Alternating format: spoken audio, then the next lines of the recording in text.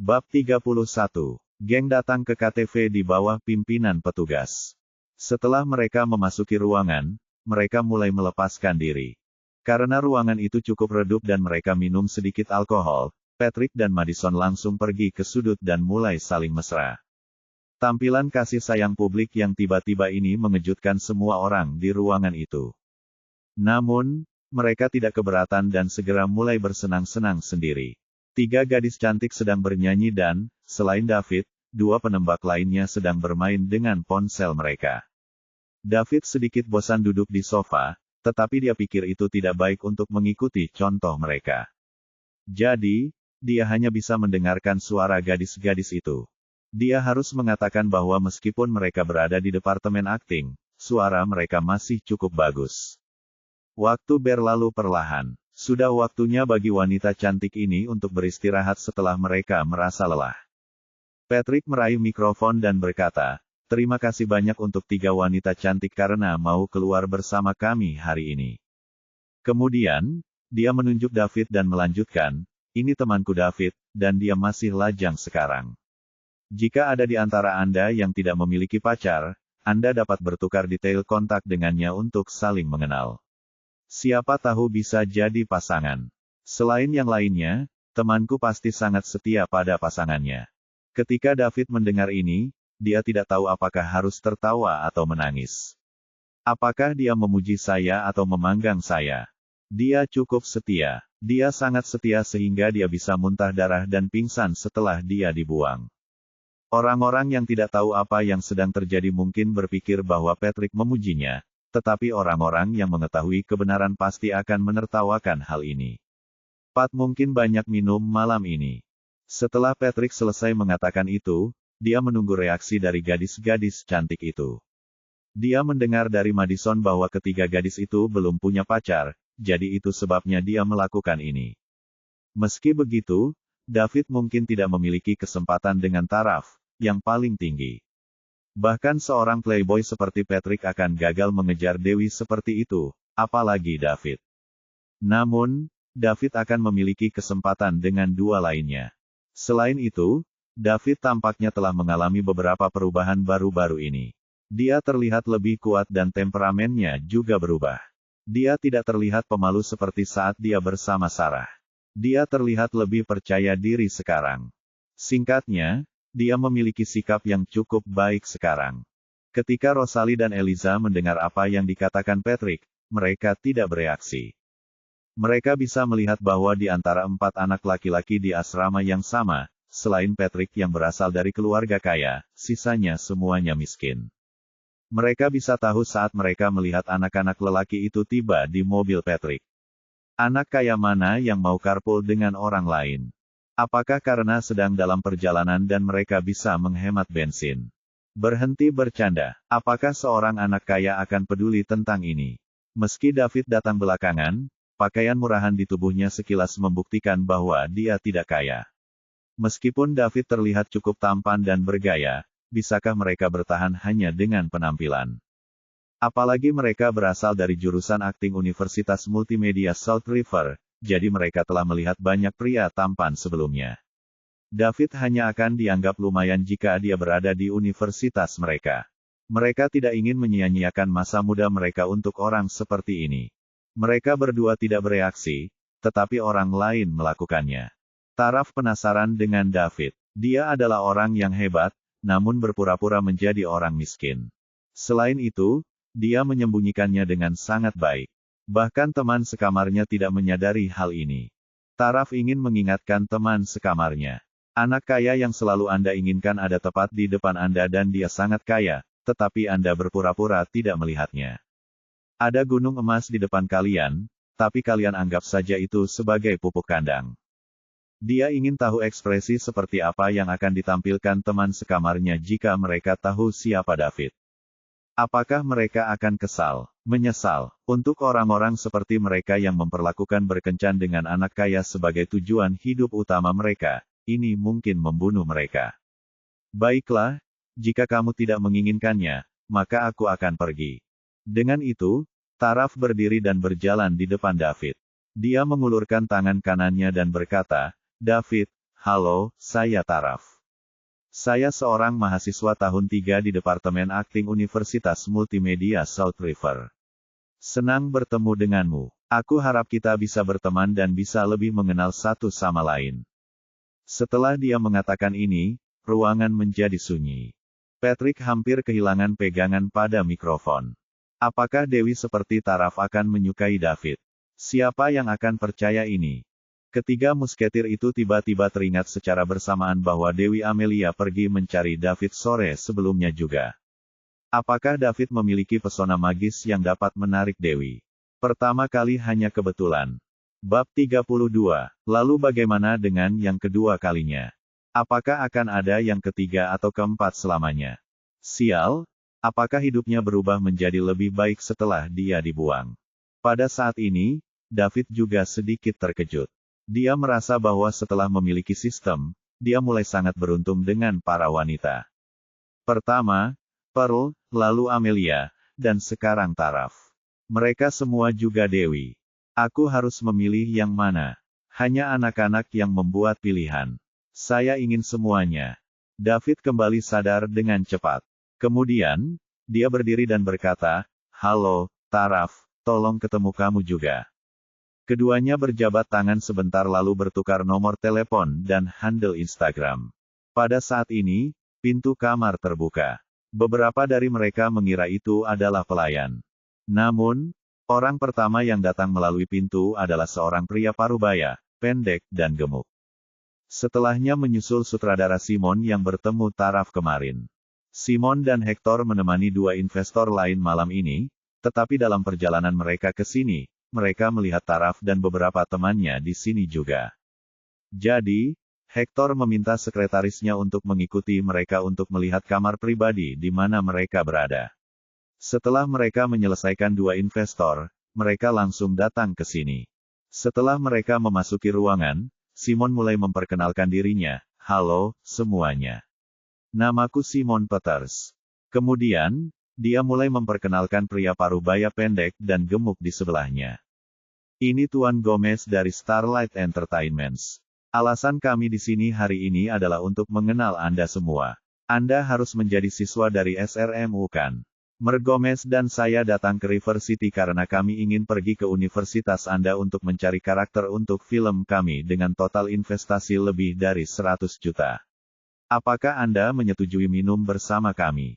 Petik 2. Setelah Simon selesai berbicara, Hector berjalan di depan Taraf dengan tidak sabar dan berkata, "Kamu pasti Taraf. Saya Hector Gomez dari Starlight Entertainments. Senang bertemu denganmu. Saya pikir Anda sangat berkelas dan Anda sempurna untuk pemeran utama wanita dari film yang diinvestasikan oleh perusahaan kami." Mata Hector berbinar saat menatap Taraf di depannya. Dia sangat cantik dan berkelas. Ditambah lagi, dia adalah kepala lebih tinggi dari dia. Jadi, ketika dia berbicara di sana, dia perlu mengangkat sedikit kepalanya. Dia menyukai wanita yang lebih tinggi darinya. Ini bisa memicu dominasinya, jadi bagaimana caranya, dia harus mendapatkan wanita ini. "Maaf, Tuan Gomez. Aku tidak tertarik menjadi bagian dari filmmu," jawab Taraf tenang. Taraf tiba-tiba mengerti ketika dia melihat Simon dan Hector yang muncul tanpa peringatan. Dia menduga Simon mungkin mengajaknya kencan kemarin untuk menemani Tuan Hector Gomez di depannya.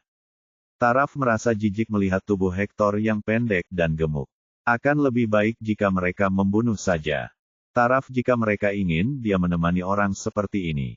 Lagi pula dia tidak peduli dengan peran pemeran utama wanita. "Nona Smith, Anda mungkin tidak tahu bahwa kami telah mengeluarkan 100 juta dolar untuk film ini. Bahkan mungkin ada peningkatan jumlah investasi di masa depan. Ditambah lagi, kami bahkan meminta selebriti populer Mary Ken untuk menjadi pemeran utama wanita pendukung. Jika Anda menerima peran itu, Anda akan menjadi terkenal dalam semalam." Hector terus membujuknya.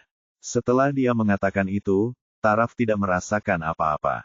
Namun, Eliza, Rosalie, dan Madison di sisi lain bergerak. Pemeran utama wanita, didukung oleh Mary Ken. Dia pasti akan terkenal. Siapa yang tidak ingin menjadi terkenal setelah memilih masuk ke jurusan akting? Siapa yang tidak ingin menjadi bintang? Namun, mereka tidak memiliki kesempatan untuk melakukannya. Maaf, Tuan Gomez, saya benar-benar tidak tertarik. Taraf masih bergeming. Gomez, Tuan Gomez, saya tertarik. Gomez, aku juga tertarik. Eliza dan Rosalie dengan cepat datang dan berkata. Namun, karena pacar Madison, Patrick, ada di sekitar, dia tidak pergi. Dia akhirnya mendapatkan pacar yang kaya setelah begitu banyak kesulitan, jadi dia tidak ingin kehilangan segalanya. Hector tidak tertarik pada Eliza dan Rosalie. Dia telah bermain dengan banyak wanita seperti ini sebelumnya. Hector menatap Simon, meminta berbicara dengan Taraf untuknya. Namun, Taraf tidak memberi mereka kesempatan. Dia segera berkata kepada Madison, Madi, saya masih memiliki sesuatu yang harus saya urus, jadi saya akan pergi sekarang. Selamat bersenang-senang. Kemudian, dia berkata kepada David, David, bisakah kamu mengantarku? Oh, baiklah. David menjawab dengan cepat. Dia ingin pergi sejak lama dan sekarang dia akhirnya punya alasan. Setelah memberitahu semua orang di ruangan itu, keduanya pergi bersama. Bab 33. David dan Taraf segera pergi.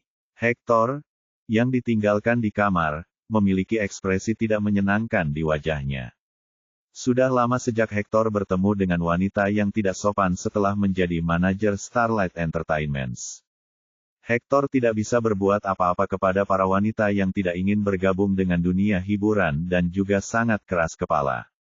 Alice dan Rosalie duduk di kedua sisi Hector dan mulai memanggangnya. Mereka sangat ingin mendapatkan peran ini.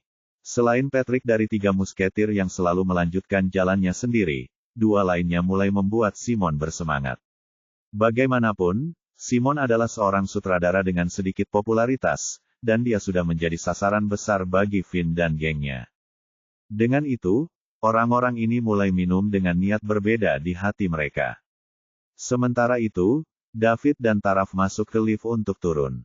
Ketika mereka berada di dalam lift, Taraf tiba-tiba bertanya, David, apakah hotel ini milik keluargamu? David tidak punya waktu untuk bereaksi. Jangan mencoba mencari alasan untuk bersembunyi. Saya tahu Anda pasti memiliki hubungan yang sangat dalam dengan hotel ini, kata Taraf lagi. Aku tidak menyembunyikan apapun, dan aku tidak tahu apa yang kamu bicarakan. Kata David. David, hotel tidak bisa memberikan makan malam gratis karena ada acara. Ditambah lagi, setiap makan malam harganya lebih dari $100.000. Anda sedikit berlebihan. Diskon akan lebih baik. Apa yang harus saya lakukan dengan apakah hotel memberikan makan malam gratis atau tidak? David, tidak apa-apa jika kamu tidak mau mengakuinya, tetapi kamu harus tahu bahwa intuisi seorang wanita sangat akurat. Anda harus menjadi orang yang memberitahu hotel untuk memberikan makan malam gratis, dan hanya orang yang sangat penting di hotel yang dapat melakukannya. Mari kita analisis ini dengan benar ketika Madi dan yang lainnya tiba di sini. Kami akan melihat siapa di sini yang memiliki begitu banyak otoritas. David merasa bahwa wanita ini luar biasa. Dia sangat pintar. Dia bahkan bisa mengetahui siapa yang memberikan makan malam gratis. Sayang sekali dia bukan detektif. Namun, dia tidak tahu bahwa Taraf hanya mengkonfirmasi ini karena dia melihat para pelayan menjilatnya ketika dia memasuki hotel sehari sebelumnya. Baik, Taraf, kamu menang. Saya adalah orang yang mengatur makan malam gratis. David tahu bahwa dia tidak bisa bersembunyi lagi, jadi dia mengakuinya begitu saja. Apa hubunganmu dengan hotel? Ketika Taraf melihat bahwa David telah mengaku, dia bertanya dengan rasa ingin tahu. Seperti yang kamu katakan, keluargaku pemilik hotel ini. Jadi kau tuan muda.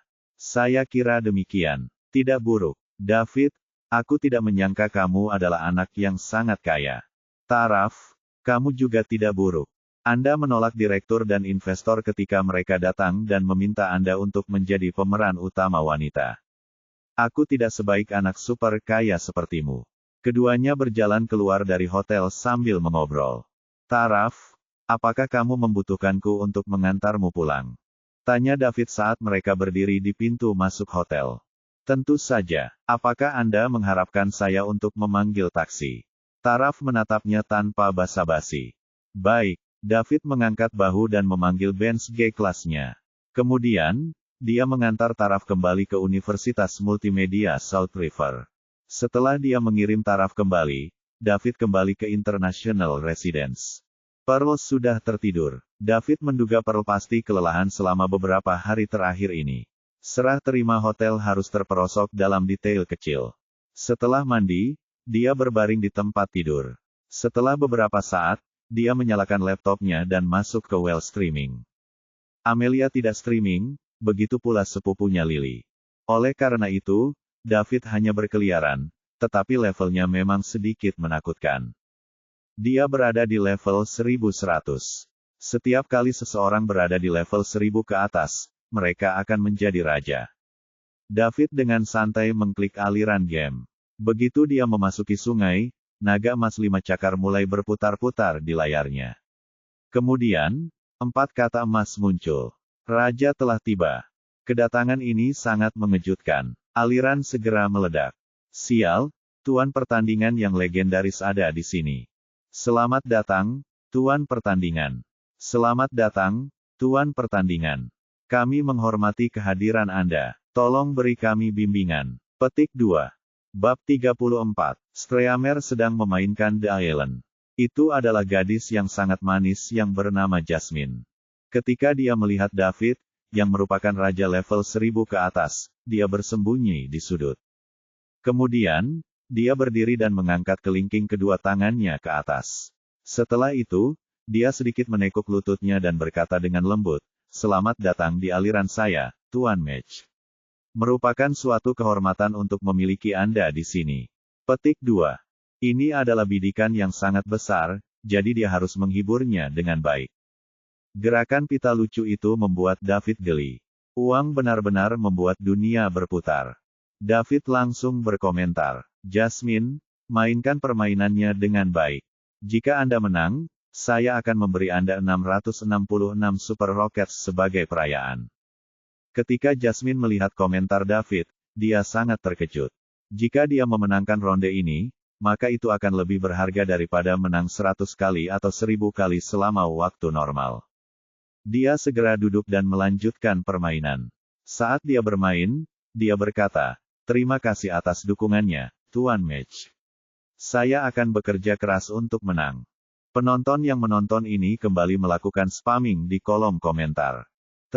Pertandingan, kaulah orangnya. Pertandingan, kamu sangat luar biasa. Petik 2. Pertandingan, Anda memang tak tertandingi. Caramu menghabiskan uang sangat tidak biasa. Jasmine mengendalikan karakter dalam game dengan hati-hati. Keterampilannya baik-baik saja secara normal dan dia bisa memenangkan 8 dari setiap 10 putaran. Namun, dia takut dia akan kalah. Jika dia melakukannya, maka hadiahnya lebih dari $1 juta akan hilang. Karena itu, dia sangat gugup. Dia mengatasi semua kesulitan dan ketika hanya ada 3 orang yang tersisa, Jasmine mengeluarkan tanda kelegaan. Dia harus bisa menang sekarang. Namun, tiba-tiba, sebuah granat mendarat di sebelahnya, jadi dia dengan cepat melompat ke sisi lain, tetapi sudah terlambat. Dengan ledakan, Jasmine meninggal dalam ledakan itu. Pada saat itu, Jasmine ingin membunuh seseorang. Dia bisa merasakan hadiah $1 juta itu, tapi sekarang sudah hilang. Jasmine duduk di depan komputer untuk waktu yang lama, tidak dapat berbicara. Penonton di streaming juga mengungkapkan rasa kasihan mereka. David merasa skillnya masih oke. Dia juga gatal untuk bermain jadi dia memposting komentar lain. "Jasmine, kenapa kamu tidak bermain denganku?" Jasmine kembali sadar ketika dia melihat komentar David. Jadi, dia dengan cepat menjawab, "Tentu saja, di mana Anda, Tuan pertandingan? Aku akan pergi mencarimu." David memasuki permainan dan keduanya membentuk tim untuk memulai babak baru. Mereka berdua mendarat di sebuah lembah dan mulai mengambil senjata untuk mempersenjatai diri. Jasmine terus berlari di sekitar David dan akan memberi David semua peralatan yang bagus. David pun tidak menolaknya. Sejujurnya, David tidak begitu bagus karena dia tidak sering bermain. Namun, keduanya tampaknya sangat beruntung karena tidak ada musuh yang kuat selama ronde ini. Akhirnya Jasmine berhasil membawa David ke puncak dan menang. Ini juga pertama kalinya David menang. Meskipun dia tidak hebat dalam bermain game, hal yang aneh adalah tidak ada yang memarahinya di sungai. Mereka bahkan mengatakan dia pandai dalam hal itu. Siapa yang berani memarahi orang besar seperti ini? Apakah orang seperti ini akan menjadi jahat dalam kehidupan nyata jika dia bisa menghabiskan puluhan juta untuk streaming? Jika mereka membuat marah orang besar ini, dia akan menemukan mereka dimanapun mereka berada. Suasana hati David sedang bagus, jadi dia mulai meluncurkan Super Rockets. Lil Match memberi Streamer Jasmine Super Rocket X1. Lil Match memberi Streamer Jasmine Super Rocket X666. Ketika semua orang mengira ini sudah berakhir, Lil Match memberi Streamer Jasmine Super Rocket X888. Lil Match memberi Streamer Jasmine Super Rocket X1314. Akhirnya, jumlah Super Rocker berhenti di 1314. Ini bernilai lebih dari 2 juta. Pendamping game paling mahal dari Whale Streaming diumumkan. Streamer memainkan The Island dengan pengguna dan menerima hadiah lebih dari 2,6 juta saat mereka menang.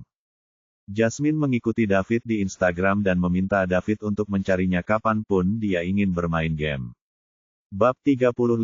Karena akan ada hari libur di bulan Mei, mereka tidak akan memiliki hari libur hingga akhir pekan ini. Pertunjukan bakat untuk hari buruh juga akan diadakan sehari sebelum istirahat. David pergi ke kelas seperti biasa periode ini. Seiring berjalannya waktu, kejadian David perlahan kehilangan daya tarik, tetapi dia juga dianggap sebagai orang terkenal di universitas sekarang. Serah terima Hotel Golden Leaf juga telah selesai, dan David kini resmi menjadi bos Golden Leaf Hotel. Selain itu, ia berhasil menghabiskan 18 miliar dan memperoleh 180 poin mewah. Setelah menghabiskan 40 poin mewah untuk meningkatkan tubuh dan pikiran menjadi 50 poin, David tidak melanjutkan peningkatan lagi. Dia merasa perbedaan antara 45 poin dan 50 poin tidak terlalu besar. Ketika dia berada di tanda 50 poin, tubuh dan pikiran sekarang berada dalam kisaran cukup kuat. David tidak menggunakan 140 poin yang tersisa sehingga dia dapat menambah keterampilan apapun kapanpun dia mau. Sehari sebelum libur hari buruh, David tidak ada kelas di sore hari, jadi dia beristirahat di asramanya untuk bersiap-siap untuk pertunjukan bakat di malam hari. Liburan telah dimulai untuk Universitas Multimedia South River dan orang-orang yang rumahnya di kandang mulai meninggalkan universitas satu demi satu. Di asrama, Taraf sedang mengemasi barang-barangnya untuk bersiap-siap pulang. Tiba-tiba, teleponnya berdering. Taraf mengangkat teleponnya dan melihat bahwa itu adalah ibunya, jadi dia dengan cepat menjawabnya. Namun, setelah dia mengakhiri panggilan telepon, dia terkejut. Ibunya mengatakan kepadanya bahwa dia tidak boleh pulang untuk saat ini. Ditambah lagi, dia juga mentransfer ratusan ribu dolar kepadanya dan meminta untuk berhemat. Taraf bisa merasakan sesuatu pasti terjadi di rumah, jadi setelah dia menyampaikan ibunya akhirnya mengatakan yang sebenarnya sambil menangis. Bisnis keluarganya gagal, dan hutang mereka terlilit. Sekarang, rumah itu diperhatikan oleh debitur mereka dan begitu Taraf pulang, dia akan dihentikan oleh debitur itu. Oleh karena itu, keluarganya hanya bisa bersembunyi di rumah kakek neneknya. Ayahnya tidak makan atau minum selama 2 hari dan dia kehilangan banyak berat badan. Selain itu, dia tidak akan mendengarkan siapapun. Di hati Taraf, ayahnya adalah langit, dan sekarang, langit telah runtuh. Dia tidak bisa mengerti. Keluarganya telah melakukan bisnis selama bertahun-tahun, jadi bagaimana mereka tiba-tiba bangkrut. Dia harus kembali sekarang dan mencari tahu apa yang sedang terjadi. Jika dia tidak kembali sekarang, dia khawatir dia tidak akan bisa melihat orang tuanya. Setelah cepat berkemas, Taraf langsung pulang. Rumahnya berada di kota Kambing, yang tidak jauh dari kota sungai. Dia akan mencapai sekitar setengah jam jika dia naik kereta. Apalagi jika dia mengemudi, itu hanya akan memakan waktu 2 hingga 3 jam. Ketika dia sampai di rumah kakek neneknya, hari sudah hampir malam. Ketuk-ketuk. Taraf menenangkan diri dan mengetuk pintu. Tidak ada yang menjawab. Ketuk-ketuk. Taraf mengetuk lagi. Tetap saja, tidak ada yang menjawab. Mungkinkah? Tidak, tidak mungkin. Hati Taraf bergetar dan dia segera mengeluarkan ponselnya untuk menelepon ibunya. Bab 36. Panggilan telepon tersambung. Bu, aku kembali dan aku di luar rumah nenek. Buka pintunya, kata Taraf cemas. Taraf, kamu kembali. Bukankah aku sudah berjanji untuk tidak kembali? Taraf mendengar suara ibunya dari telepon, dan dia menghela nafas lega di dalam hatinya. Meskipun dia tampak kelelahan, setidaknya dia masih hidup. Tak lama kemudian, pintu akhirnya terbuka. Ketika Taraf melihat ibunya, dia tidak bisa mengendalikan diri. Dia memeluk ibunya dan mulai menangis. Setelah mereka menangis beberapa saat, mereka masuk ke dalam rumah. Ketika mereka melihat bahwa tidak ada orang lain di rumah, Taraf bertanya, Bu, apa yang terjadi? Di mana ayah? Di mana kakek dan nenek? Di mana adikku? Pamanmu datang dan membawa kakek nenek dan saudara perempuanmu pergi. Ayahmu mengunci diri di kamar dan menolak untuk keluar. Taraf, bicaralah dengan ayahmu. Dia belum makan selama 2 hari. Jika ini terus berlanjut, tubuhnya tidak akan nyaman. Setelah Taraf memasuki ruangan dan melihat pria yang duduk di sana merokok, dia tidak bisa menghubungkan pria ini, yang rambutnya hampir memutih, dengan ayahnya. Saat itu, dia sangat bersemangat. Dia berasal dari daerah pedesaan, dan telah membuat sesuatu untuk dirinya sendiri di kota. Dia adalah orang-orang dengan prospek paling banyak di keluarga, dan semua orang akan mengacungkan jempol setiap kali mereka melihatnya. Namun, pria di depannya ini tampak mati di dalam. Pria berusia 40-an ini sekarang tampak seperti berusia 60-an. Ayah! Taraf berseru, air mata mengalir di wajahnya. Ayahnya tidak menjawabnya. Dia masih memikirkan bisnisnya sendiri dan merokok. Setelah dia menyelesaikan satu, dia melanjutkan dengan yang lain. Apa yang terjadi? Bagaimana ayah menjadi seperti ini? Taraf menoleh untuk melihat ibunya. Ayahmu ditipu. Rekannya mencuri semua uang perusahaan dan meninggalkan negara itu. Ayahmu adalah pemilik sah perusahaan, jadi namanya ada di semua pinjaman dan kwitansi. Selain dari bank, masih ada utang dari rentenir. Ayahmu tidak tahan dengan ini, jadi rambutnya memutih setiap malam. Dia sudah duduk di sini selama 2 hari. Kenapa? Kenapa ini terjadi? Kami baik-baik saja sebelumnya, bagaimana ini bisa terjadi? Taraf ambruk di kelompok atas, air mata mengalir di wajahnya tak terkendali. Beberapa bulan yang lalu, sebelum dia pergi, keluarganya masih damai dan harmonis. Ayahnya masih pria dengan semangat gigih seperti sebelumnya. Ibunya masih wanita parubaya yang suka mengomeli dia dan saudara perempuannya. Itu adalah keluarga yang sangat beruntung, jadi mengapa tiba-tiba hancur seperti ini? Laura Carton berlutut dan memeluk putrinya. Dia merasakan udara tajam di sudut matanya, tetapi tidak jatuh. Itu karena dia terlalu banyak menangis selama beberapa hari terakhir. Dia tidak menyalahkan suaminya karena dia tahu suaminya telah banyak melahirkan. Dia hanya bisa menyalahkan para penipu itu karena terlalu pandai berbohong dan licik. Taraf, kita tidak bisa melewati rintangan ini. Jika kita tidak ada lagi, kamu harus menjaga adikmu dengan baik.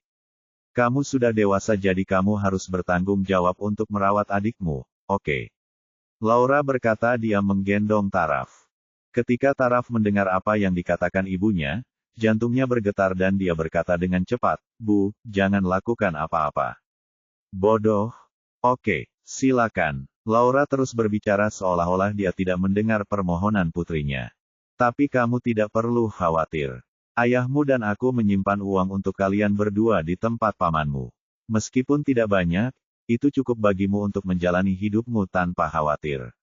Tapi, jangan lakukan hal bodoh. Pasti ada jalan. Pasti ada.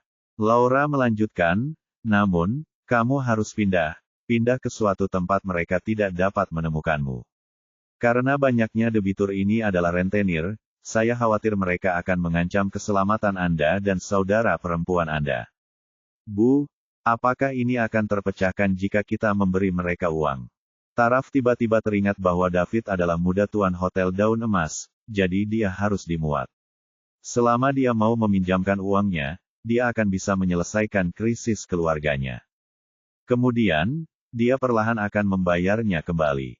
Jika dia tidak bisa, dia akan menjadi gundiknya atau bahkan istri kedua.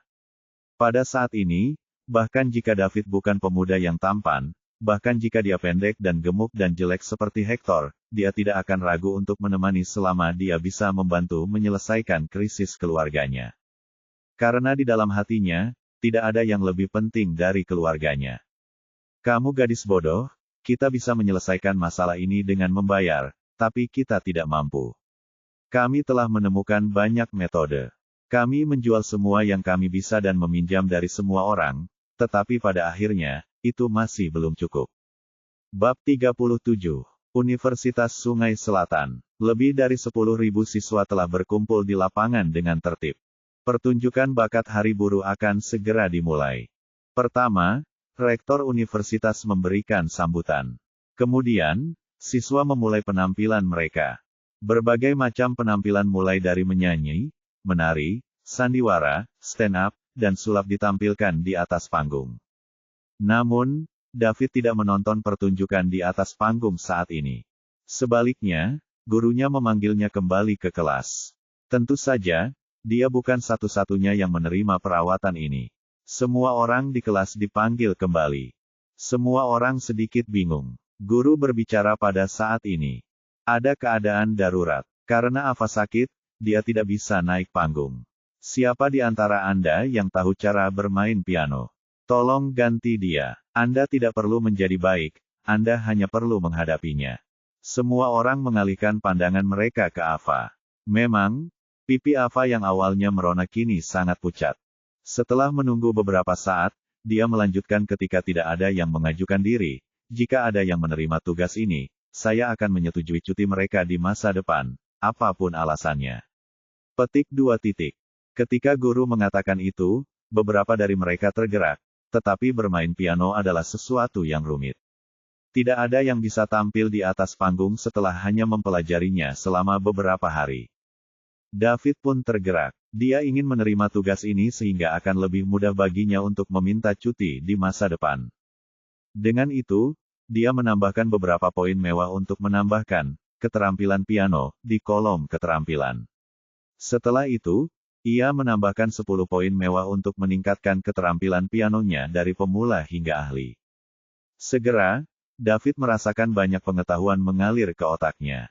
Ketika David yakin, dia berdiri dan berkata, "Guru, biarkan aku mencoba." Setiap siswa memandang David dengan ekspresi tidak percaya di wajah mereka, termasuk 3 penembak lainnya, Ava, dan guru. David tahu cara bermain piano. Berhenti bercanda. Sepanjang masa kuliahnya, setiap kali ada istirahat, dia akan bekerja paruh waktu atau melamar pekerjaan paruh waktu. Bagaimana dia punya waktu untuk belajar bermain piano? Apa kamu tahu bagaimana caranya? Guru bertanya setelah ragu-ragu. Ya, saya mempelajarinya ketika saya bekerja sebagai pekerja paruh waktu. Bisakah kamu memainkan lagu yang lengkap? Guru bertanya lagi. Tentu saja, baik-baik saja maka. Karena tidak ada orang lain yang menjadi sukarelawan, Anda harus mencobanya. Ingat, santai saja dan jangan membuat kesalahan. Pada saat ini, Dean berdiri dan berkata dengan ekspresi sedih di wajahnya, "Guru, saya juga tidak enak badan.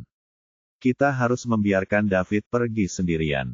Dia tidak ingin mempermalukan dirinya sendiri dengan David. Dia tidak akan percaya bahwa orang miskin seperti David akan tahu cara bermain piano bagaimanapun caranya.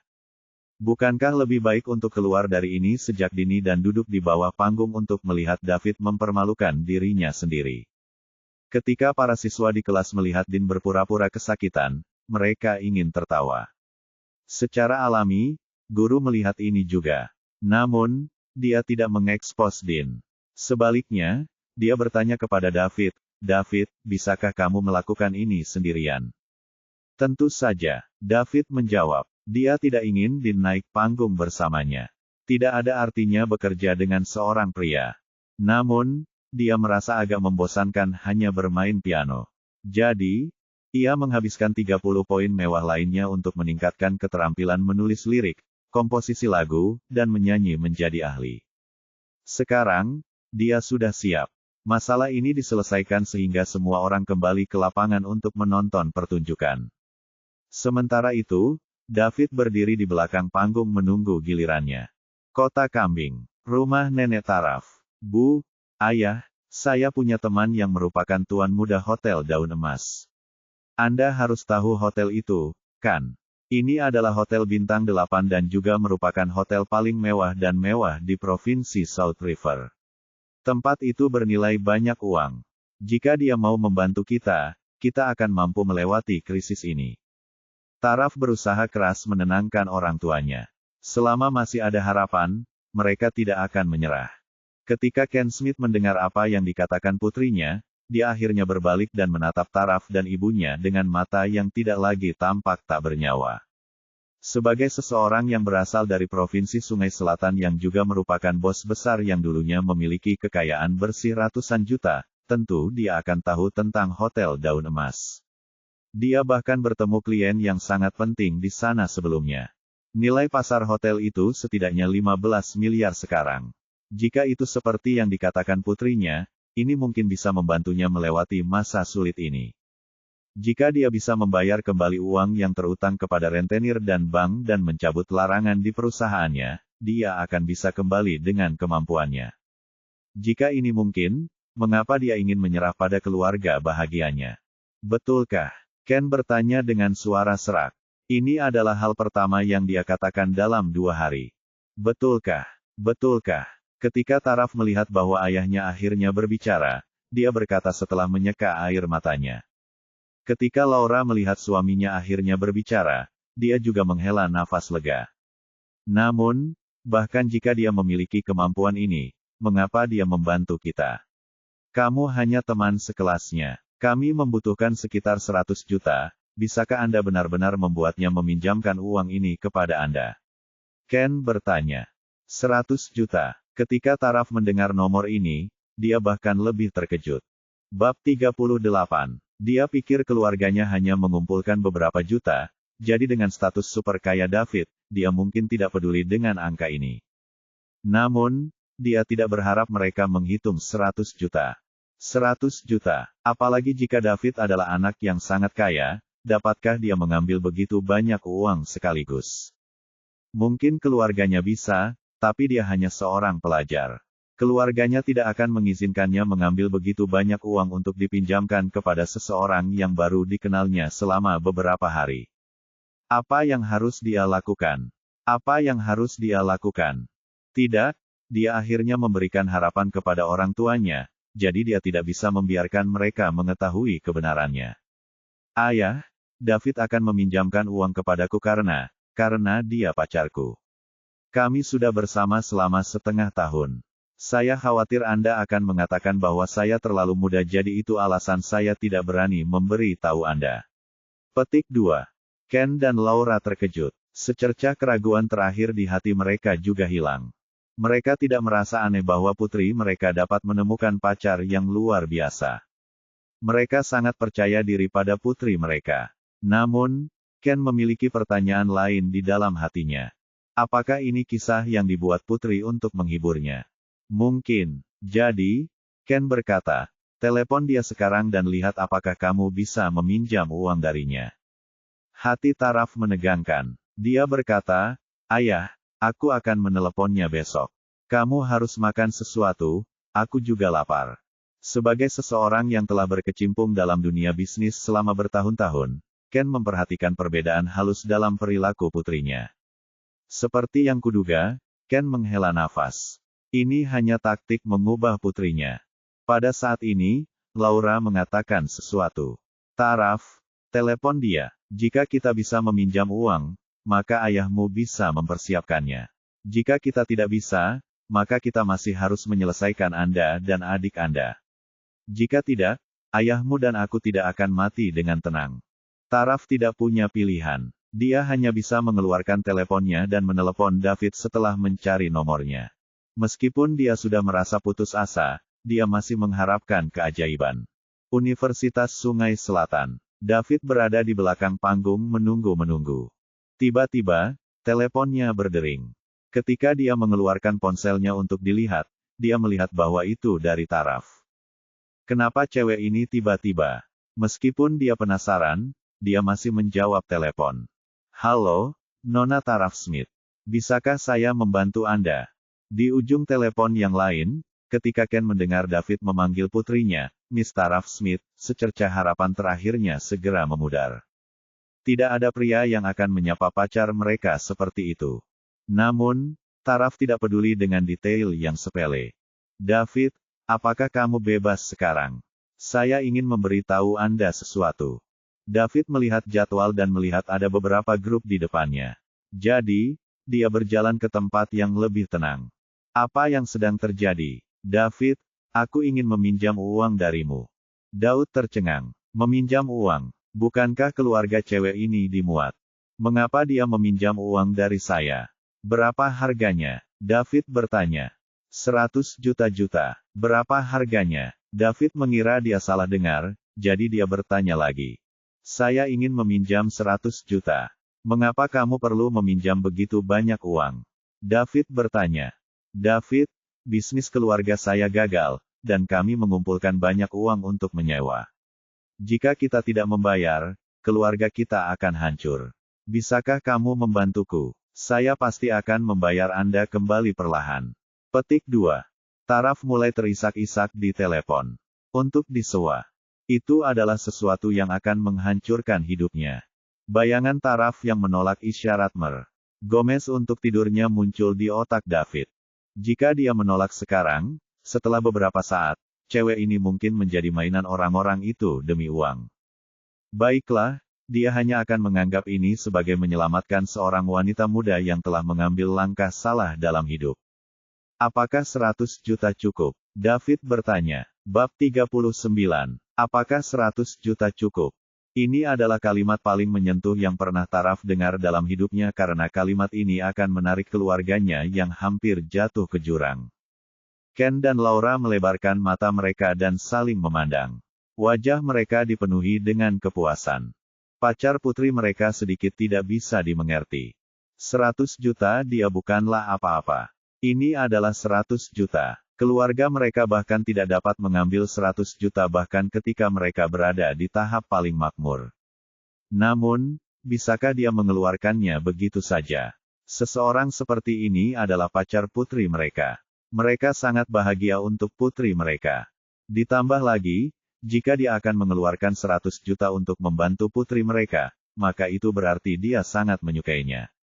Itu cukup. Cukup. Terima kasih, David. David ingin sekarang menangis. Dia sangat tegang sejak sakit, dan sekarang, dia akhirnya bisa bersantai. Dia sangat ingin melampiaskannya sekarang. Beri aku nomor rekeningmu. Saya akan mentransfernya kepada Anda nanti. Suara David terdengar dari telepon. Oke, terima kasih banyak, David. Setelah Taraf menutup telepon, dia mengirimkan detail akunnya ke David. Kemudian, dia melihat orang lain sedang menatapnya. Ibu, ayah, ada apa? Taraf, apakah David benar-benar pacarmu? Ya, jika tidak, dia tidak akan dengan santai meminjamkanku 100 juta bahkan jika dia memuatnya, kan? Benar, kapan kamu membawanya pulang? Kami ingin berterima kasih padanya dengan benar. Kapanpun dia bebas. Dia sangat sibuk. Petik 2 titik. Ketika dia bebas, kamu harus membawanya pulang agar kita bisa bertemu dengannya. Baik, Ibu, pergi membuat makan malam. Saya lapar. Pada saat ini, nada robot terdengar dari telepon Taraf. Akun Anda yang berakhir dengan XXXX telah menerima dana transfer sebesar 100 juta dolar. Mereka bertiga tercengang. Pada saat yang sama, mereka menghela napas lega.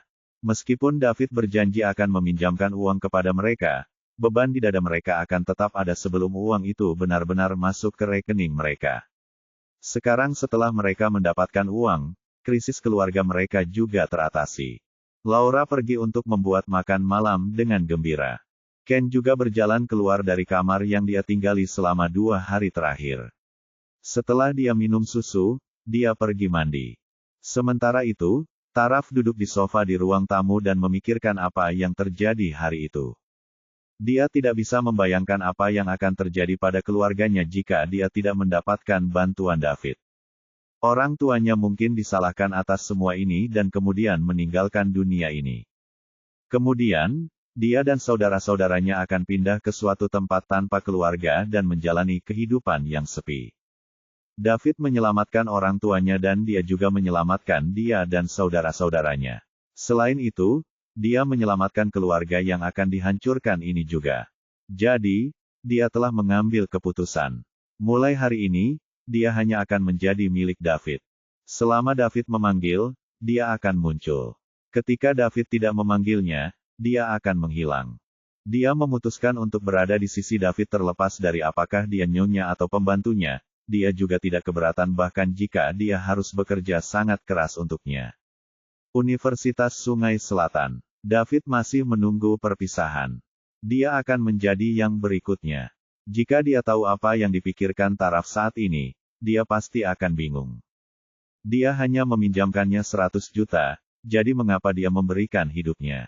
Pada saat ini, suara keras pembawa acara bisa terdengar. Karena pemain berikutnya Ava Snowden sakit, kami akan meminta David Liddell bermain piano untuk kami selanjutnya.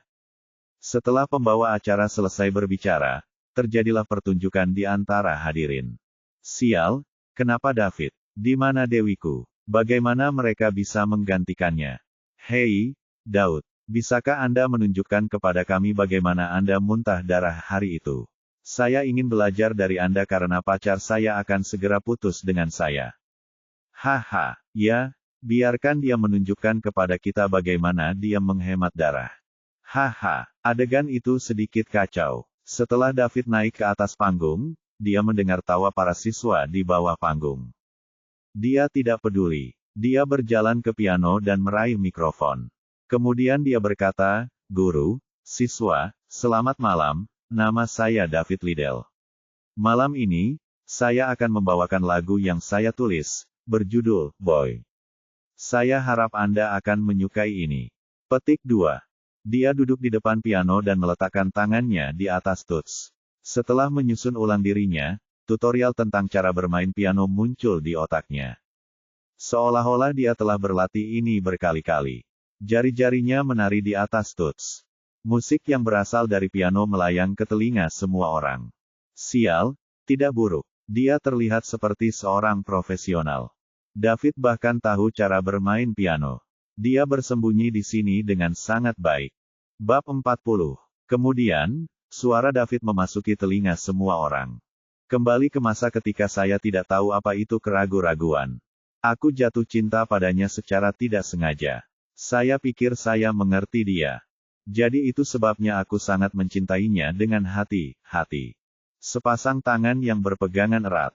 Tidak melepaskan obsesi di hati dan masa depan kita. Aku tidak bisa melupakan cintamu. Tapi endingnya sangat sulit untuk diubah.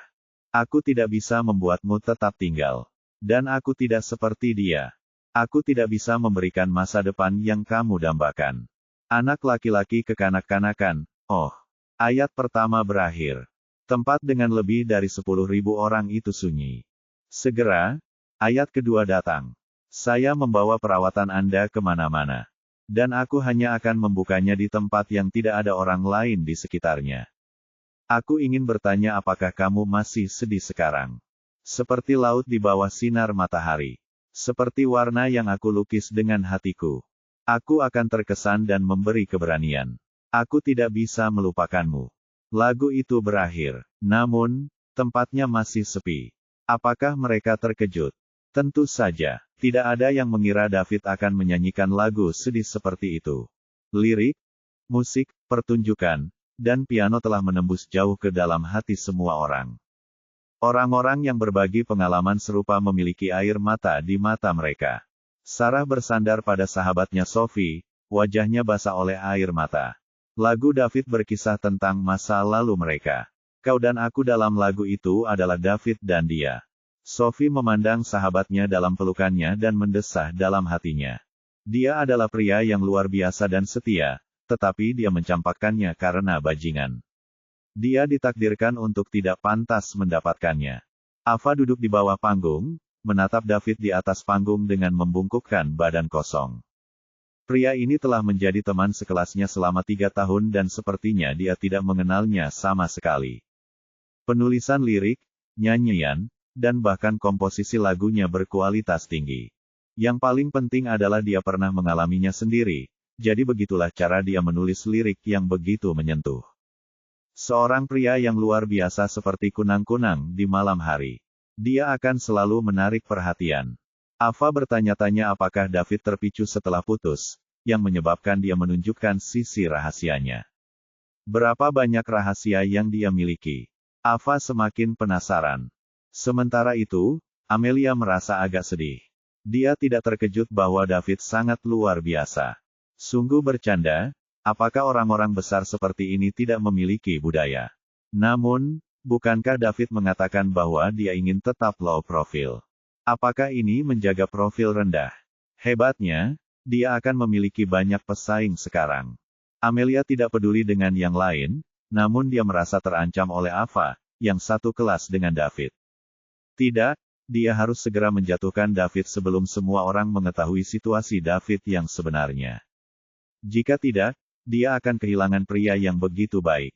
Para guru musik di universitas sekarang memandang David seperti mereka sedang melihat harta karun yang berharga. Mereka tidak menemukan siswa dengan begitu banyak bakat musik. Tidak diketahui siapa yang menggenggam tangan lebih dulu. Kemudian, satu demi satu, lebih dari 10.000 orang mulai bertengkar tangan dengan gemuruh dalam sekejap. David berdiri dan bersantai pada penonton sebelum meninggalkan panggung. Malam ini, dia ditakdirkan untuk menjadi pria yang paling menarik perhatian.